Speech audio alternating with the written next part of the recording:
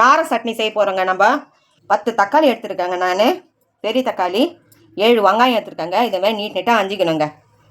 காஞ்சி மிளகா ஒரு 15 எடுத்துருக்கேங்க. இந்த காஞ்சி மிளகா காம்பை கிள்ளிட்டு எடுத்துக்கோங்க. சரிங்களா? கடாய் கொஞ்சம் நல்லா காயிட்டோங்க. ஒரு குழம்பு கரண்டி எண்ணெய் ஊற்றிக்கலாங்க. ஒரு கரண்டி.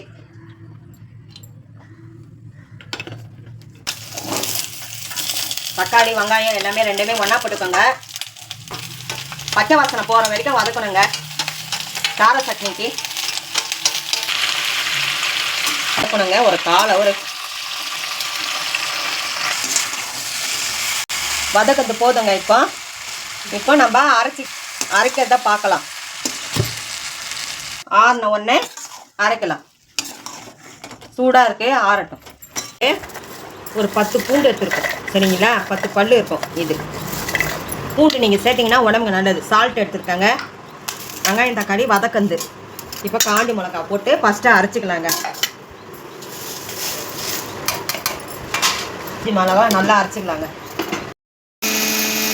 வெங்காயம் தக்காளி நல்லா அரைச்சிக்கலாங்க. பூண்டா அரைச்சிக்கலாங்க. கேஸ் பற்ற வச்சுக்கலாங்க. கடாய் வச்சுட்டு கார சட்னி தாளிக்கு தருங்க. ஒரு குழி எண்ணெய் ஊற்றினா போதுங்க. ஒரு குழம்பு கண்டி இன்னும் கொஞ்சம் தான் ஊற்றிக்கலாங்க. எண்ணெய் நீங்கள் எவ்வளோ யூஸ் பண்ணிங்கன்னா நல்லா இருக்குங்க கார சட்னி. கடுகு போட்டுக்கலாங்க.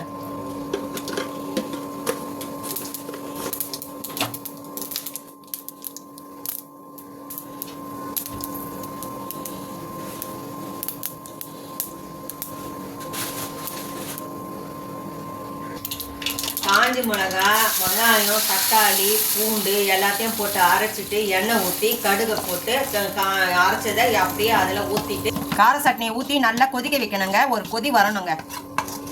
அப்போ தான் உங்களுக்கு ருசி வருங்க. கொதிக்கிட்டங்க. ஒரு கொதி வந்தவுடனே இறக்கிடலாங்க. அவ்வளோதாங்க. கொதிச்சிச்சு. ஆஃப் பண்ணிடலாங்க கேஸை.